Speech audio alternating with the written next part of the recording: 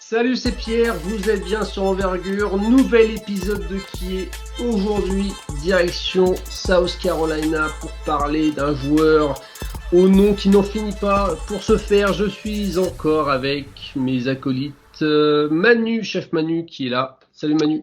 Bonjour, bonsoir. Et Titouan, le Rookie of the Year qui est avec nous. Salut Titouan. Sans avoir trop à me battre. Salut à vous deux. Donc messieurs, direction la Caroline du Sud pour parler de Colin Murray Boys, qu'on va aussi appeler, je pense, CMB, parce que les journalistes américains l'appellent comme ça lors des matchs, donc c'est assez pratique, et je pense que si dans NBA, ça sera très très vite comme ça aussi. Donc CMB au programme. Qui nous parle du joueur? Je vais me lancer. Donc Colin Murray Boyle, donc CMB. C'est un ailier fort. Oui, un ailier, on va dire, sophomore des South Carolina Gamecocks, né le 10 juin 2005, donc il a 19 ans, qui fait 2,01 m pour 104 kg, donc un beau bébé.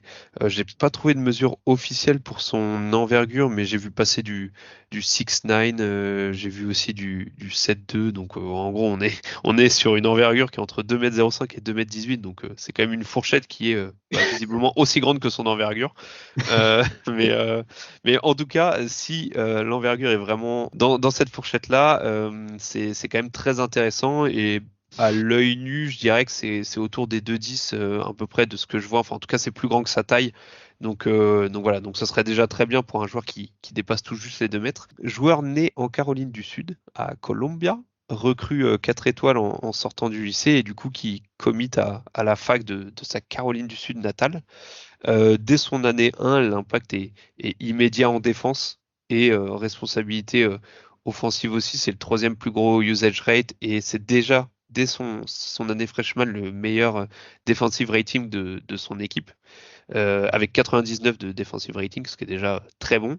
Et c'est le 2e meilleur joueur de son équipe avec le meilleur defensive rating. Derrière lui, il est à 101 de defensive rating. Donc il met quand même 2 points déjà au 2e meilleur défenseur, entre guillemets. C'est un peu un raccourci de dire que le meilleur defensive rating, c'est le meilleur défenseur. Et en année 2, du coup, il y a le départ des 2 plus gros usage qui partent, et des 2 meilleurs scoreurs de la saison précédente. Et du coup, on a un CMB qui est meilleur contreur, meilleur rebondeur, meilleur scoreur, plus gros usage de son équipe, un defensive rating qui est encore amélioré, qui est de 94, donc beaucoup plus de responsabilités offensives, et on le voit beaucoup plus au scoring. Et défensivement, le joueur est toujours aussi impactant, mais pour en dire plus sur son utilisation, je vais laisser ça à Manu. Pour compléter Titouan, en année 1 à South Carolina, en plus de ça, il a commencé avec en déclenchant une mononucléose en pré-saison. Et ça l'a pas empêché de faire la saison qu'on connaît, et aussi que son nom soit évoqué pour la draft de l'année dernière. D'ailleurs, il s'est désisté au dernier moment. On ne savait pas trop s'il allait se présenter ou pas. Finalement, il a préféré décliner pour rester en Caroline du Sud.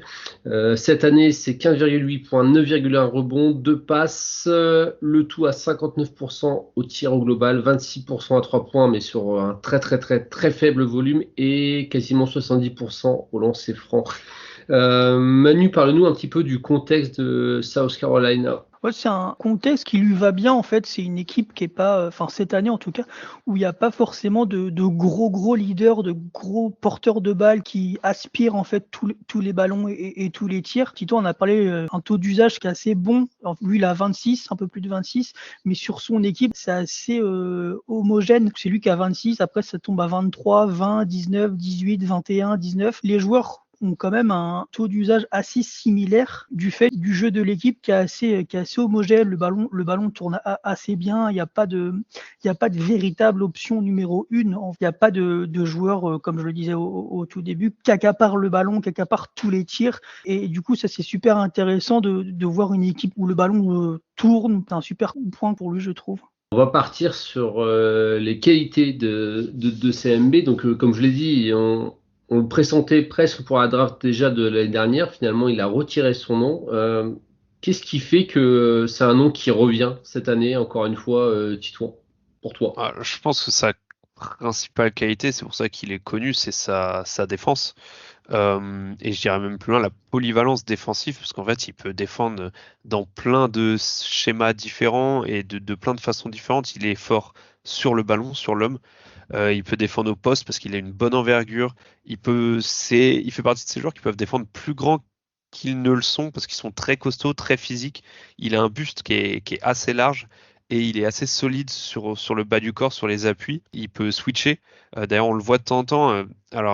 South Carolina, ils essayent de pas trop switcher, mais quand ils le font, très souvent, c'est parce que c'est CMB qui est impliqué dans le switch et ça leur pose pas de problème parce que c'est quelqu'un qui a une bonne mobilité et une bonne agilité des hanches. C'est plutôt un bon navigateur d'écran.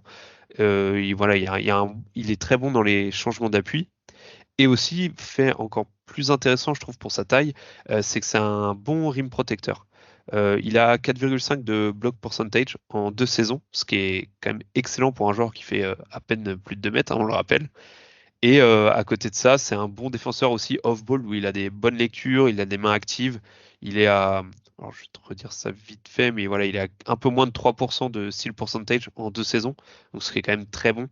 Donc voilà, c'est un joueur qui peut vraiment défendre sur l'homme, loin du ballon, au périmètre, naviguer entre les écrans, au poste, il peut défendre plus grand que lui. Alors, il va pas défendre sur des pivots NBA, mais en NCAA, en tout cas, il peut défendre à quasiment du poste 1 à 5. Donc la polyvalence défensive pour Titouan. Manu, t'es parti sur quoi comme qualité? Moi, c'est sa qualité de passe. Je trouve que ça lui apporte un côté encore plus valuable que justement ce simple défenseur polyvalent comme ça. C'est qu'il est aussi positif en attaque en fait. Et même s'il n'a pas de tir, le fait qu'il puisse entre guillemets faire jouer son équipe, c'est super positif. C'est un garçon qui est capable de pas encore jouer le pick and roll, mais qui trouve les bonnes coupes, qui peut faire du high-low, qui fait du kick-out. Donc il y a une petite diversité à la passe pour un joueur qui a pas du tout le profil du meneur en fait. C'est un joueur qui a, en tout cas à l'université, toujours joué poste 4, voire poste 5. On ne peut pas s'imaginer un joueur qui est aussi bon passeur à cet âge-là. On rappelle, c'est en 2005. Et il montre déjà ça. On en a parlé un petit peu sur le podcast de Maxime Reynaud de la semaine dernière. Aujourd'hui, les intérieurs font de plus en plus de passes, sont de plus en plus playmaker, connecteur, et du coup, lui, il a déjà ça. C'est quelque chose qu'il n'a pas besoin d'apprendre. Ça, c'est venu naturellement et c'est quelque chose dans lequel il va progresser tout aussi naturellement. Donc, c'est super positif pour lui et sa future équipe. Donc, gros défenseur, qualité de passe à retenir chez notre ami CMB, qui a un physique assez particulier. Tu as un petit peu mentionné Titouan. On a l'impression que c'est un gars qui va à la salle et qui fait que le haut, avec des jambes par contre très très fines. Ouais, t'as l'impression que c'est quelqu'un qui a joué un peu à Monsieur Patate et qui a pas mis les bonnes jambes avec le bon corps. Ouais, il y a un Mais, côté un peu comme ça. Ouais. mais pour le coup, je pense que c'est ce qui l'aide aussi à être costaud du haut du corps, donc pour pouvoir absorber le contact en fait et défensivement pouvoir défendre des joueurs plus grands, plus lourds que lui. Et du coup, on l'a dit, il fait 2,01 m, mais il peut défendre des postes 4, voire parfois des postes 5 en NCAA. Par contre, le fait d'avoir peut-être des jambes moins lourdes lui permet justement d'avoir cette mobilité pour pouvoir switcher et être très intéressant défensivement. On va partir sur les points à travailler. Titouan, tu peux garder la main. T'es parti sur quoi? Alors j'ai laissé, non, le chef l'a pris de lui-même, l'éléphant dans la pièce qui est le tir. Mais moi du coup je suis parti sur la création individuelle où Ouais. en fait c'est un joueur qui est plus connecteur et plus dans la création pour les autres. En fait lui tout seul il va plus être dans un finisseur au niveau de son scoring. Il y a un peu de création poste bas mais c'est peu varié. Il finit essentiellement main gauche. Il privilégie souvent de se tourner côté de son épaule droite, donc pour s'ouvrir le lay-up main gauche. Mais du coup, une fois que le défenseur le sait, il peut s'adapter assez facilement. Et du coup, CMB a des difficultés à le faire de l'autre côté. Il y a très peu de pull-up, que ce soit à mi-distance ou à 3 points. Alors, c'est pas un gros point négatif en soi, parce que je pense pas que c'est ce qu'on lui demandera en NBA. Mais voilà, mais c'est quand même notable. Et l'autre aspect qui est du coup un peu une raison de pourquoi il est assez faible dans la création individuelle, c'est que son handle est assez moyen. Il peut remonter la balle et ça c'est intéressant vis-à-vis du rôle qu'il peut avoir en NBA. On y reviendra plus tard, mais le dribble il est trop rigide, il est pas assez varié pour qu'on puisse vraiment s'en servir pour créer de la séparation et se créer son tir. D'autant que c'est un joueur qui est très bon pour provoquer des lancers francs parce que comme j'ai dit, il a un bon contrôle du corps, l'absorption de contact, il y arrive très bien. Il est très intelligent, mais je trouve que, on le verra aussi quand on parlera de son tir, mais le problème c'est qu'il sanctionne pas vraiment au niveau de la ligne des lancers francs. Donc voilà, en point à surveiller, je mettrai la création individuelle. Comme dit, je pense pas que c'est quelque chose qu'on lui demandera en NBA, mais je suis quand même curieux de voir comment peut évoluer son dribble ou son footwork, son travail au poste bas. Manu, je te laisse nous parler de l'éléphant dans la pièce. Ouais, c'est quelque chose qui est assez qui vient très vite en fait quand on parle d'un point faible ou un point amélioré chez lui, c'est naturellement le tir où c'est très compliqué. Après c'est compliqué, mais c'est aussi pas forcément son rôle premier en fait avec South Carolina. Je me demande à quel point ça peut être un swing skill, le point qui va faire pencher le joueur d'un côté ou de l'autre. On a l'exemple là qui nous a tous sauté aux yeux cette année, c'est Ryan Dunn. Où on se dit, mais waouh, qui est ce monsieur qui ne sait pas tirer et qui a 50% au lancer franc et qui se retrouve à tirer à 40% à 3 points en NBA. Donc ça n'arrivera pas tous les ans, qu'on se le dise. Mais surtout que c'est bien possible. Descendu, Ryan Dunn. Je crois qu'il est à 30% maintenant. Ouais, mais même ça, on se disait, c'était pas possible, tu vois. Totalement, ouais. Chez Colin Murray Ball, c'est un point qui existe très très peu dans son jeu actuellement à la fac, mais c'est quelque chose qui arrive de plus en plus. T'en as parlé au tout début, il prend l'échantillon à 3 points et tout petit. Sur les 16 premiers matchs de la saison, il en a pris 13, je crois. Non, 15. Il en a pris 15. Ouais, il n'y en a pas un par match, c'est ce que j'allais dire. Ouais, c'est ça. C'est pas un par match, mais l'année dernière, il en a pris que 5. Donc, il en a pris 10 de plus déjà. Moi, je me dis que de plus en plus, il prend conscience qu'il peut le faire. Et je le répète à chaque podcast, le tir, c'est l'une des choses les plus simples à travailler. Il ne faut pas grand chose pour que ça penche du bon côté. Certes, un peu moins de 70% au lancer franc pour un joueur de sa taille, c'est catastrophique. Mais je me dis qu'avec du travail, en fait, moi, j'ai envie d'y croire au tir. Je me dis que c'est possible. Et à minima, à terme, il peut sanctionner, en fait, quand il est ouvert. Si à minima il arrive à faire ça, il a tout gagné. S'il peut pas, ça veut dire que ce sera un joueur comme là, on a discuté juste avant Titouan, c'est un joueur qui va être plus basé sur du jeu au poste et du coup beaucoup moins valuable pour une équipe quoi. Mais s'il arrive à s'écarter sur son année 3 ou 4 en NBA, voire même avant, selon le contexte dans lequel il atterrit, je trouve que ça lui ouvre beaucoup plus de possibilités. Et là, on a un joueur qui est totalement dans l'air du temps. Ouais, parce qu'il y a un certain anachronisme comme type de joueur quand on le voit jouer quand même. On a l'impression que c'est un joueur des années 90 un petit peu. Et c'est ça qui transparaît quand on le voit évoluer du côté de South Carolina. Et justement, comment on va partir sur la projection, comment ça peut plaire ou pas d'ailleurs. Et puis, n'hésitez pas non plus à donner vos joueurs de comparaison un petit peu, parce que là, pour le coup, on est quand même sur un espèce. D'ailleurs, vous l'avez dit sans trop le dire. Il y a Titon qui nous a parlé d'un ailier fort. Toi, Manu, tu as quasiment évoqué un pivot par moment, parce que c'est comme ça qu'il joue effectivement là-bas. Comment on peut l'imaginer en fait? C'est vraiment un joueur pour lequel il faut avoir de l'imagination, non? Il y a une compa qui revient souvent, une comparaison qui revient souvent, c'est et que je trouve pas dénuée de sens, c'est celle avec un certain Draymond Green. Alors toute proportion gardée évidemment, il faut bien réaliser le défenseur élite et le playmaker élite qui est Draymond Green quand même. Mais je comprends l'idée de la comparaison, je la trouve pas si bête, dans le sens où oui, ça va être un ailier qui est un peu sous-dimensionné. Enfin, on va dire il fait la taille d'un arrière ailier mais qui joue comme un poste 4 voire un pivot en fait. Donc un peu à la Draymond Green. Et en fait, c'est un peu à double tranchant cette comparaison en termes de projection NBA, parce que bien sûr, donc évidemment, CMB n'est pas Draymond Green, mais quand je réfléchis au rôle que le joueur pourrait avoir en NBA, je me dis c'est ce rôle-là en fait. C'est un rôle à la Draymond Green. Alors peut-être pas qu'il sera le All-Star, All-NBA qui était Draymond Green, mais en tout cas, dans le rôle, c'est ce genre de petit ailier qui joue à l'intérieur, limite comme un pivot avec pas mal de ballons en main, un peu en hub offensif. Parce que, on a parlé de son passing, Manu a parlé de son passing en finition près du cercle, parce que c'est un très bon finisseur. On n'en a pas parlé, mais il a je crois qu'il est à quasiment 70% de finition près du cercle Ouais, sur c'est ça. ces 2 années, alors que, on le rappelle, il fait 2,01 m. Donc c'est quand même très très bon.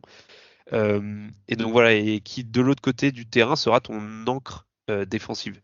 Et en fait, j'ai du mal à le voir dans un autre rôle que ce genre de rôle-là. Sauf si, évidemment, il s'achète un tir, et là c'est autre chose. Mais en tout cas, le joueur qu'il est à l'heure actuelle, je pense pas que ça viendra de Draymond Green, mais en tout cas, c'est ce type de rôle, de profil qu'il peut avoir en NBA. Je saute sur l'occasion pour parler de Vas-y, vas-y. Draymond Green. Je suis allé voir ses statistiques à Michigan State. Sur sa deuxième saison, les statistiques sont quasiment identiques. Draymond Green shoot à 52% au global. Colin Murray est à 60, enfin 59,4. À 3 points, Green est à 12% avec 2 sur 16 sur la saison. On en a parlé, CMB est à 26% à 4 sur 15. Les statistiques sur les stocks, blocs et steals sont quasiment identiques. Il y en a Draymond Green est à 0,9 contre CMB est à 1,2.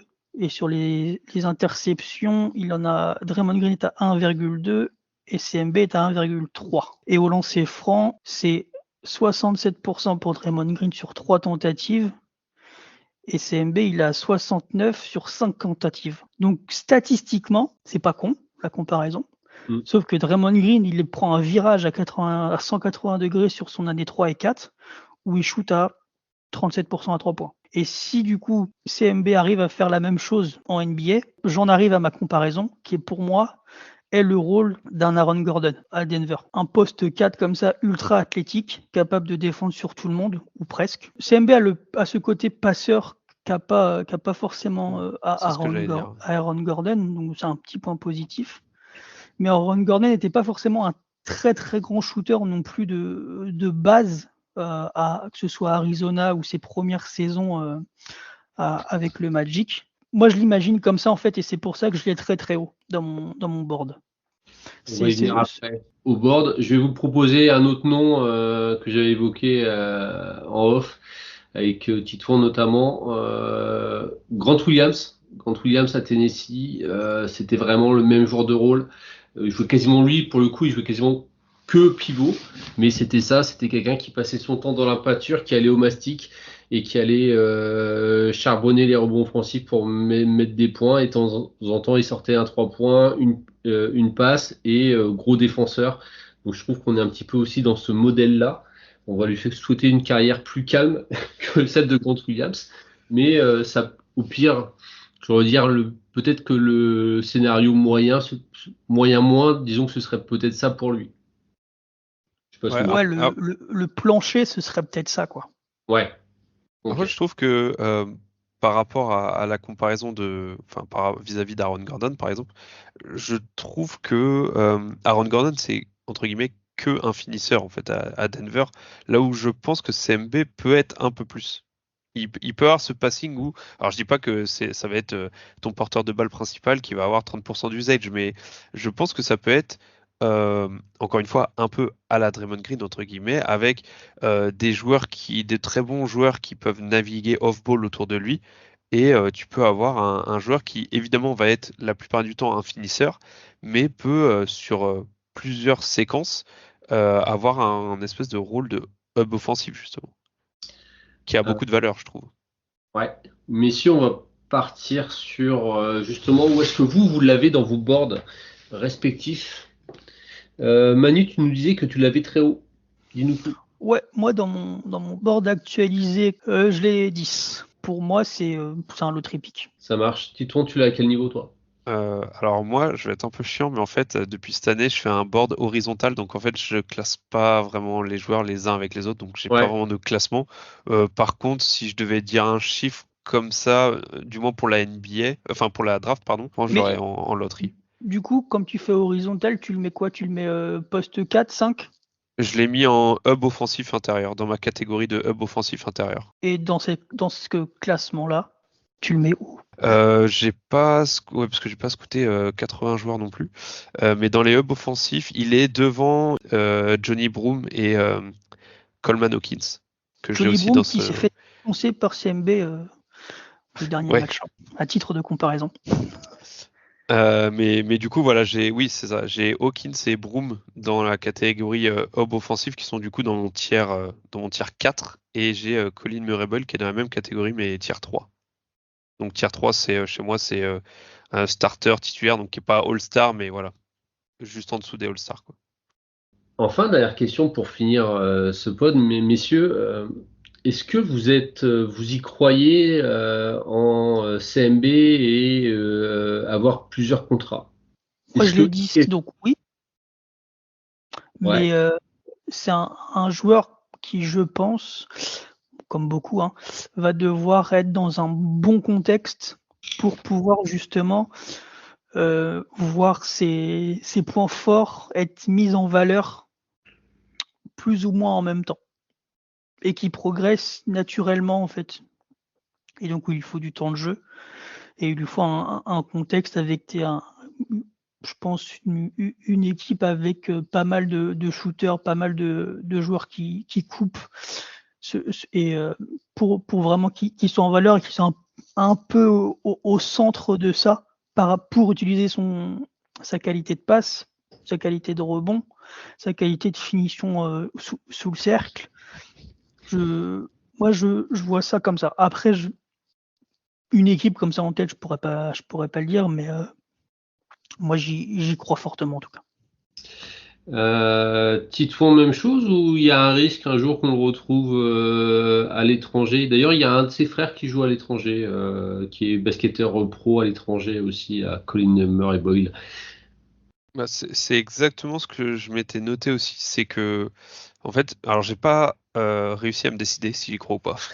En fait, j'ai envie d'y croire parce que je trouve que le passing a de plus en plus de valeur en NBA et qu'une polyvalence défensive comme ça trouve toujours preneur. Mais comme l'a dit Manu, je pense que le profil est si atypique qu'il va être très dépendant de l'environnement dans lequel il tombe. Et on le sait, c'est valable pour presque tous les prospects. La franchise dans laquelle tombe le prospect à la draft peut vraiment parfois déterminer s'il va avoir une carrière ou pas. Et je pense que c'est encore plus vrai pour un profil aussi spécial que celui de Colin Murray Boyle. Et il fait partie de ces joueurs où, en fait, en fonction de la franchise dans laquelle il se fait drafter, il peut vraiment soit être un bon role player, voire titulaire d'une équipe compétitive, soit être un joueur de bout de banc qui joue maximum 8 minutes par match et dans 4 ans, il est plus en NBA, en fait. Et j'ai du mal à voir un entre-deux, en fait. Donc, euh, donc ouais, pour moi, si CMB est encore en NBA dans 4-5 ans, c'est que c'est devenu vraiment un top role player. Je prends le micro. Il y a un peu un joueur qui, comme ça, était aussi très très bon polyvalence défensif et un peu de flash à la passe et qui était très bon au college et qui a un peu disparu au NBA, c'est Jabras Walker, qui était incroyable à Houston de par ses qualités comme ça, de défense, de passe. Il avait un peu de tir, mais c'était pas non plus incroyable. Et on se disait, mais ce gars-là, il va être plug and play en fait. Et à Indiana, Il il joue rejoue un pas. peu, je crois, cette saison, mais ouais. Ouais, mais c'est Plus dû aux pas, blessures, quoi. c'est pas incroyable. Moi, je m'attendais à beaucoup plus. Et finalement, on se rend compte que, en fait, il était tellement dans un bon contexte à Houston que ça cachait un petit peu des choses. Et on le voit à Indiana où, en fait, sur ses lectures défensives, de façon plus globale d'équipe, ses lectures défensives sont pas si incroyables que ça. Et du coup, il est vite perdu et il devient vite un point négatif pour son équipe. Entre guillemets, le profil se ressemble un petit peu. C'est pareil, Jabras Walker doit être à 6-7 aussi, il doit être à 2-0-1 également. Et à la qualité des défauts, je trouve que ça se ressemble un peu aussi. Et du coup, ça revient un peu sur ce que disait Titan tout à l'heure sur le fait qu'il y a ce profil peut très vite être un joueur de bout de banc en fait et pas avoir de deuxième voire troisième contrat NBA. Toute la complexité du cas CMB qu'on vous a présenté aujourd'hui, auquel on n'a pas les réponses et on n'aura pas les réponses de suite de toute façon. Mais de toute façon, rendez-vous en juin prochain pour lui. Son nom sera appelé très certainement premier tour, loterie pour nos deux amis du soir. On verra ça à ce moment-là. En tout cas, c'est un joueur à suivre. Il va sans dire et qu'on va continuer à suivre là. On est en plein match de conférence. La March Madness va vite arriver aussi. Donc, il y aura encore des choses à voir. Nous, on se dit à très vite. Comme d'habitude, likez, partagez, commentez. N'hésitez pas à nous interpeller si vous n'êtes pas d'accord du tout avec notre analyse ou au contraire si ça vous plaît ou pas. On reste disponible et puis on se dit à la semaine prochaine, comme d'habitude. Messieurs, merci beaucoup et puis des bisous. Bye bye. Ciao. Salut!